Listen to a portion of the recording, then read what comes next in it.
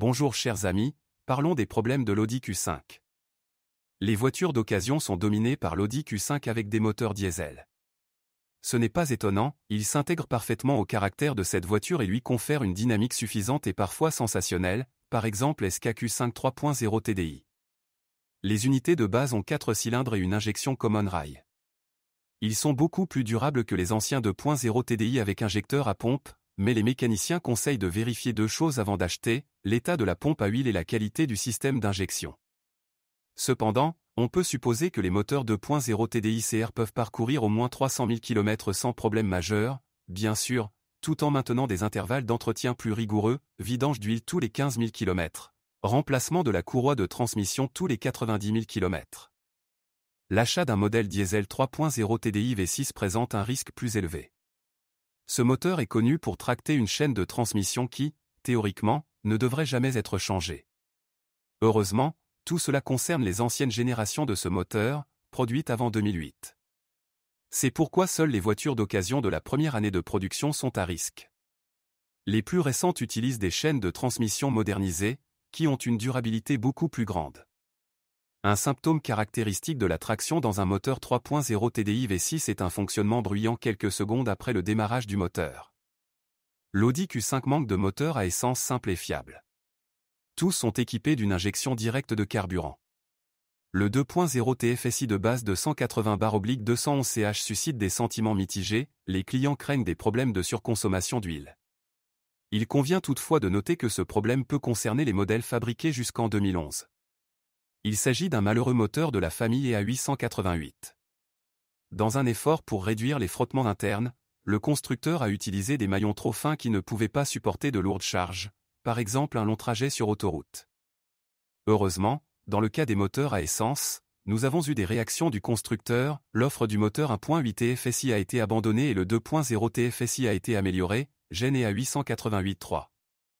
Après la modification, les moteurs ont une conception différente des pistons et le problème de la consommation d'huile n'apparaît pas.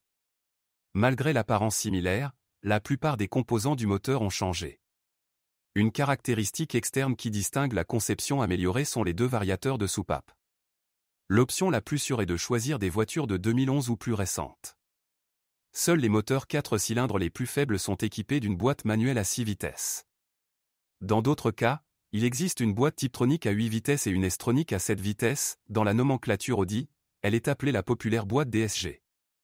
La boîte Tiptronic est recommandée sur le marché de l'occasion, si l'ancien propriétaire préférait une conduite douce, il s'est avéré qu'elle était très vitale et que les réparations possibles se limitaient à des perturbations dans l'électronique de commande. Les boîtes de vitesse manuelles sont fiables, avec un kilométrage élevé, l'état de l'embrayage doit être pris en compte et, dans le cas des moteurs diesel, l'état du volant flottant, dont l'usure excessive est indiquée par une augmentation des vibrations au ralenti et du bruit lors du déplacement. Les boîtes de vitesse S-Tronic ont une durée de vie limitée pour des raisons structurelles. Par exemple, un embrayage ne dure généralement pas plus de 200 000 km. L'Audi Q5 peut être considéré comme un modèle sophistiqué. L'achat d'un exemplaire de la période de production initiale doit être axé sur les coûts d'exploitation, dont le montant correspond à la classe du véhicule et à la version et à l'équipement du moteur. Les moteurs à essence 2.0 TFSI présentent des problèmes de consommation d'huile élevée, qui dans certains cas résultent de l'usure des cylindres et des segments de piston. Pour éliminer le problème, il est nécessaire d'effectuer une intervention complexe sur le moteur ou de remplacer le moteur. Certains moteurs à essence 3,2 FSI ont connu un problème précoce avec la pompe à eau. Pour tous les moteurs à essence FSI et TFSI, des dépôts de suie se forment sur les soupapes d'admission et d'admission, ce qui entraîne une baisse des performances du moteur, une augmentation de la consommation de carburant et, dans certains cas, de plus grandes quantités de suie se détachent et endommagent l'intérieur du moteur. Pour éviter de tels problèmes, nous recommandons un nettoyage périodique à l'aide de préparations spéciales. Avec un moteur 2.0 TDI avec un kilométrage de plus de 200 000 km, il vaut la peine de vérifier la pompe à huile. Avec le diesel, le risque de problème d'injecteur augmente avec le kilométrage. Si le moteur tourne de manière irrégulière, démarre plus mal, la cause peut être un fonctionnement défectueux ou incorrect de l'injecteur. Les injecteurs Common Rail sont sensibles à la qualité du diesel, il est donc conseillé d'éviter toute source suspecte, et il n'y a donc pas de mal à ajouter un additif dans le réservoir. Les problèmes de turbocompresseur ne surviennent généralement qu'à un kilométrage élevé ou en cas de mauvaise tenue de route ou d'entretien inapproprié. La plupart des propriétaires de véhicules signalent divers problèmes avec la transmission automatique, le bruit des changements de vitesse. Pour résoudre le problème, des interventions coûteuses sur la boîte de vitesse sont souvent nécessaires. Par conséquent, faites attention aux changements de vitesse en douceur et à l'entretien régulier des anciens propriétaires lors de l'achat. De plus en plus de propriétaires signalent des changements de vitesse dangereux et grossiers dans les transmissions automatiques S-troniques, ce qui est très inconfortable lors des déplacements et des accélérations.